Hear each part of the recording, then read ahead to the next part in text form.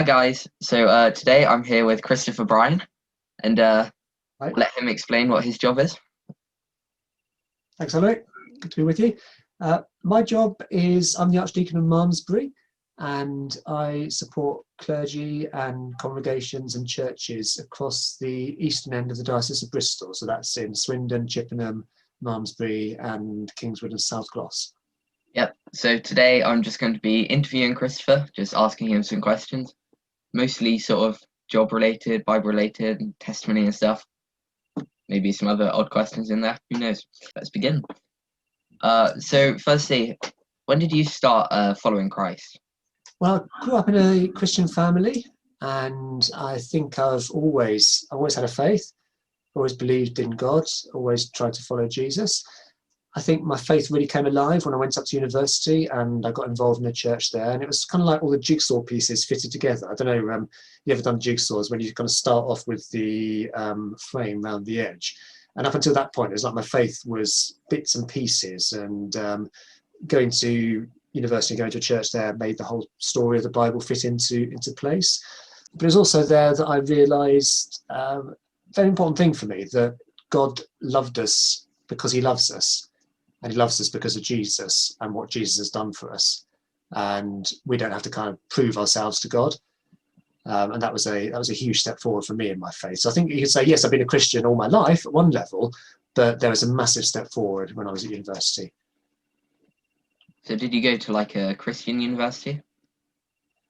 No, it was just the bog standard University of Oxford. But there were some really good churches there. And I went to a church where they really taught the Bible, and a lot of things made sense. There were a lot of students who went there as well, so there was a lot of really good support. Okay, so when did you realize you wanted to start like preaching and become an archdeacon? Well, the two were quite separate. When I was in my second year at university, I was trying to work out what to do with the rest of my life, and I did biology as my first degree, and by then I knew that I wanted to try and serve God somehow, and I thought that I would go overseas and plant trees and be a forester. And while I was doing that, I thought I could also be a missionary, like a sort of tent maker missionary. But when I was praying about that one day, it was almost like a voice. I mean, it really was like a voice said to me, what would you do if you could do anything that you wanted to do? And I thought, well, actually, I'd like to be a vicar and tell people about God. And then I started a process of finding out if that was really the right thing to do. So I did a year out with the church. I went through the Church of England selection process. And that's how I became a vicar. But the thing about being an archdeacon came quite later. And I think for me, that's realising that you might have a particular point in your life where God calls you to do something, but that doesn't mean that's your call and you stay doing that for the rest of your life. Your call keeps on changing as you go through life. So there are lots of different ways of being a vicar. And I began to realise that one of the things I wanted to do was to help the sort of church structures work well to support the church's mission. And that's what I do as an archdeacon. So that was something that happened maybe in the last 3 or 4 years, working out that was the next step for me. If somebody asked you why you believe in God, what would be like your go-to answer? You might think that as a scientist, I'd say it's because of these reasons, but actually it's because of what I know and what I know from my experience that God is there. So you might ask me, well, how do I know that? Yeah, do I believe in my wife? And it seems a daft question, doesn't it? You kind of like prove that I'm married, and I could show you a wedding certificate and I could show you my wedding photos and everything, but that's not how I know that I'm married. It's that in my life all the time, there's Chantal. And she's probably going to kill me for saying this. I put it really badly. But I think it's like that with God. That for me, God is a current reality and is there in my life. And when I pray, I get a sense of God hearing and helping me. And there are things that have happened at different points in my life which point me to God. So that's why I'm a Christian, is because of what I experience now. So, slightly different question. What would you say your favorite book of the Bible would be? I love 2 Corinthians. I don't you know the bit where it talks about the clay jars, Oh, where Paul yeah. talks about having treasure in clay jars. Yeah. Well, 2 Corinthians is all about how God uses us, even when we may be broken or fragile, and He uses us not just despite all our weaknesses, but through all our weaknesses. And it's a really personal letter from Paul. There's lots of really good theology in there, but it's also very personal. And Paul writes about his own faith and about his own experience of God. And for me, it just talks a huge amount about how God uses us wherever we are in life. We don't have to have everything sorted to be someone who can serve God. Paul was definitely a very good letter writer, quite Yeah. inspiring. I'd say Oh, yeah. personally, my favorite book of the Bible is Galatians, just because Oh, sort of like, especially Galatians 5 and 6, where it sort of talks about like the fruit of the spirit and stuff and things like that. I don't know. It's just quite motivational, really. yeah. Yeah, wonderful book, Galatians. It's a very different sort of book. There's a lot of thinking, a lot of theory in there. It's really inspirational. I think one of the things that's been quite an experience for me as well is having Jonathan and the amazing witness that he's been, but also particularly when he was much younger, trying to manage with all the demands and all the changes and everything. And one of the things that meant a huge amount to me then was knowing that God was there, and sometimes I could really feel that. Sometimes I could always feel that people were praying for me. And also the practical help of the church. We were living in a village at the time, and people would bring round food. And when you're really exhausted and you're going through a tough time, sometimes you don't just have the energy to cook. And opening the door and finding a tray bake or a lasagna outside was just wonderful. And I think that's one of the amazing things that God gives us, actually, the people, one another in the church. That's always been very important. I definitely think like the communities that church build and stuff are very, very beneficial just for everyone. Like they're just there to support each other. Yeah. I think that's always quite important. Yeah. And that's always been something I've wanted to do, to try and strengthen church. I think that's why I'm in the job I'm doing now, because I can see how much difference the church can make in people's lives. And I want to make sure that the churches flourish. That's what I spend a lot of my time doing. So how many different churches have you been to? Oh wow! What, just to visit, you mean? Or well, so I've got about in my area. There's about 100 that I look after. That's quite a lot. Yeah, it is. I haven't been to all of them yet. I probably would have done by now if it hadn't been for lockdown. Yeah. So there's quite a lot that I go to, and I have to. Sometimes I do inspections of them. But what I really like doing is going to take worship and meet people and find out what they're doing in their area, because we've got a huge range of different places. We've got really tiny little villages. Sometimes they're not even villages. Sometimes it's just a church in the middle of a field. We've got some estates in Swindon. We've got market towns. There's all sorts of really different places and different ways of worshipping God as well. I find that breadth and diversity really interesting. Have you ever like gone to a church and there's been a talk that's just really stood out to you and that's like just fully like affected your life? Well, that's a really interesting question. I can't think of one, actually. For me, it's like if I asked you, what did you have for breakfast last Tuesday?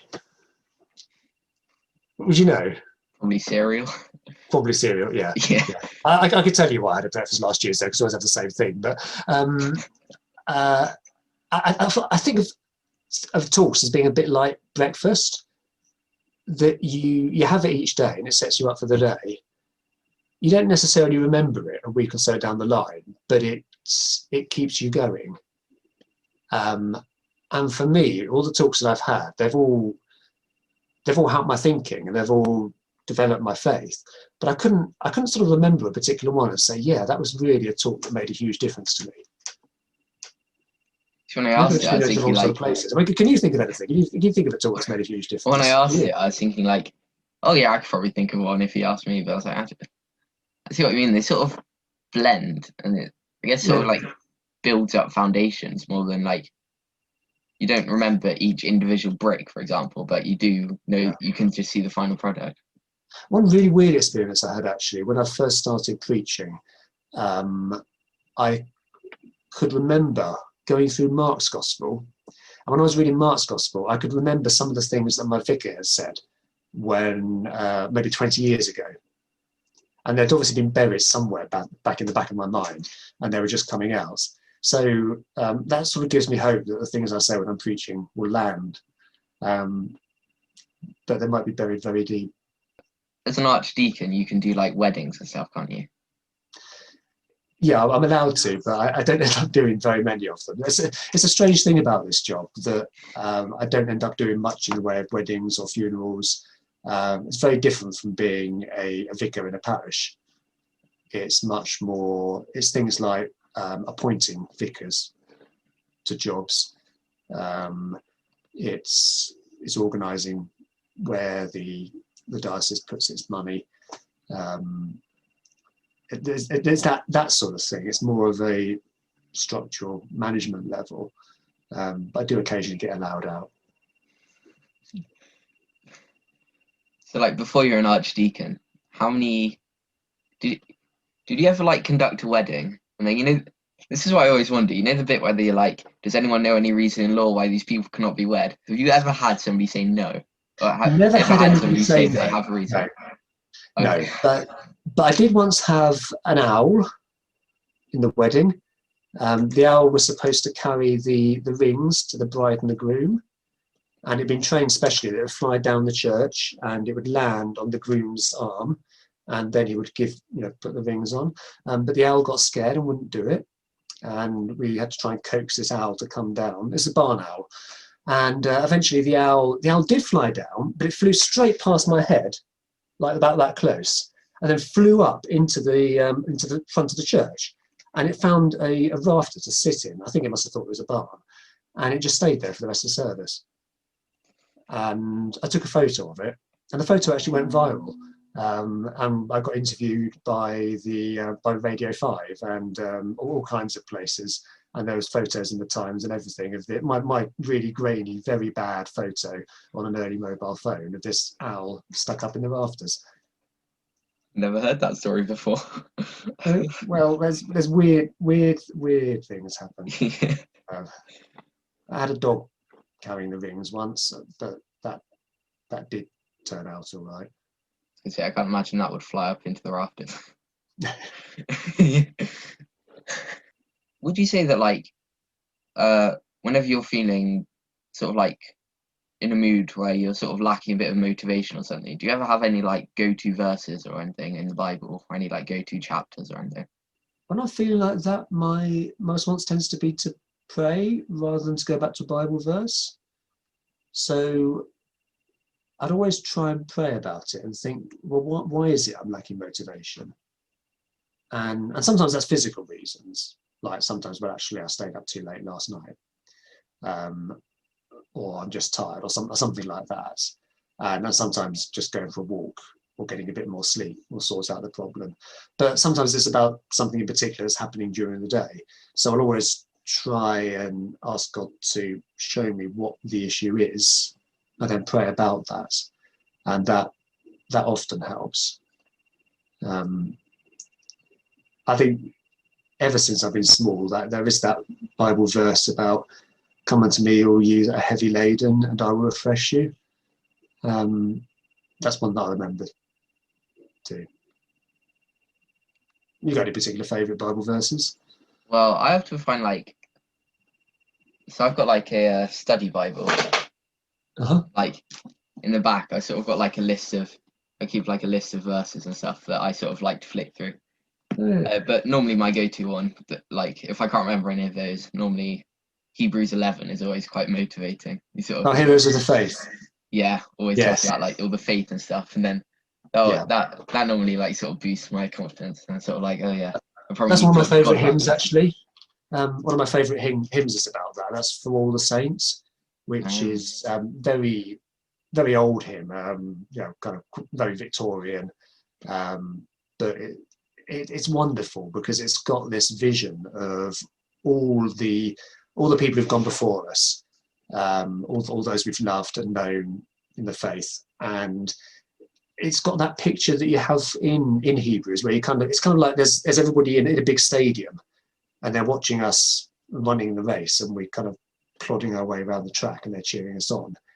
And for me, it's a wonderful image because it talks about Christian hope and encouragement, but also about the fact that all those we've loved are there. All those we've known in Christ are there waiting for us. So great hymn. Did you know it at all? I don't think I do. No. It's a bit of it's an old classic. Yeah, I was gonna say I know quite a lot of hymns because the church I used to go to, uh, we didn't really do Modern. modern. That wasn't really an option. We did this little light of mine about half the speed that normal people would sing Yeah. and call it slow. So that was the kind of church. But Yeah. So I know quite a few hymns from there. But I quite like that hymn. There's like a one more step along the world. Oh yeah. That one's quite like, Yes. just because it was like the most upbeat one we ever did. Yeah. Probably a nice story behind it, but like mainly because Oh it yeah, had yeah. Well, it was around when I was at primary school. That was around that one. We used to listen to these assemblies. They'd put the radio on. There was somebody who did an assembly once a week, so we'd listen to the assemblies and have a songbook, and loads of stuff that we still sing in rural churches were the things that I sang when I was at primary school. It's funny how that stuff sort of leaves a mark, doesn't it? I get people when I was doing weddings. I get people come along to talk about what they wanted in their wedding service, and it might have been decades since they'd been to church, but they can still remember the stuff that they'd sung when they were 7. Yeah, you can always sort of remember sort of like the chorus and stuff, and in school you sort of sing it again and again and again, and always a couple. Music, isn't there? It makes it easier to remember. I can remember the words of hymns when and that's probably the easiest way, I think, of remembering a whole load of words in sequence. There's something about singing helps the memory. Yeah, so I find like poetry and songs and stuff, you can always remember that better than if you had like a whole monologue and then just have to read it as a monologue or something. Yeah. What's your favourite Christian book that isn't the Bible? Have you ever read the Screwtape Letters? Is that the one by C.S. Lewis? Yeah. Yeah, Screwtape Letters by C.S. Lewis. There we are. It comes in lots of different forms. Of course, it's back to front, you can't read it. It's brilliant because in the Screwtape Letters, there's a senior devil writing to a junior devil. And the junior devil's job is to tempt this bloke. And we never really meet the bloke himself, the guy who becomes a Christian. But all we ever read about are the letters from one devil to another devil, and it's all about how you're supposed to tempt somebody. And it's a really good idea because C.S. Lewis manages to get loads of really good advice about how to be a Christian and how to resist temptation, how to do the right thing into these letters by pretending to be the devil. It sounds a weird idea, but it's really good reading. It's a bit old-fashioned, and he wrote it during the Second World War, so you have to kind of think yourself back and imagine that it's in the context of the Blitz. But there's a lot of really good human insight into the way that our minds work and what can take our eyes off following Jesus. Yeah, C.S. Lewis has done a lot of. I mean, all the Narnia ones, they're all like, Oh, they're great, aren't they? yeah, they're definitely quite good. Yeah. I'd say And my you keep favorite. on reading them, and they work at so many different levels as well in Narnia. Yeah, they're good because because like children can read them and then see the Yeah, storyline, but then you can also read them when you like get older and sort of see yeah. like the deeper meaning and stuff. I think that's quite cool. I'd say like my favorite story, like Christian story that isn't the Bible, would have to be Run Baby Run by Nikki Cruz, which Yes. is really good. So if people watching that don't know, it's about a boy that grows up in Puerto Rico and he's just very rebellious to his parents, and so they send him to his brother in New York. Then he runs away and then like joins a gang and stuff, and does some really horrible things. But then there's a preacher that comes and then turns around his life through the power of Jesus, and it's a really good story. It's quite interesting how he becomes like he goes from like one of the most vicious people in New York to like a like to a preacher in the streets and stuff. It's really cool. Definitely worth a read. Yeah, I read it. I must have read it about 35 years ago now, but it's only just now that we've started listening on Jonathan's audiobooks to the Cross on the. I think it's the Cross on the Switchblade, which is the one Yeah. about the preacher. So it's a story about how the preacher ended up working with the gangs, which is really interesting because it's kind of the other side of the story. And that's a good book to read. Yeah, I think I've read that one as well. It's quite interesting when you see both sides and it's sort of like Yeah, clarity and stuff. It's definitely both are worth the read. yeah. Or a listen. We'll Well, have to thank you for being interviewed. Pleasure.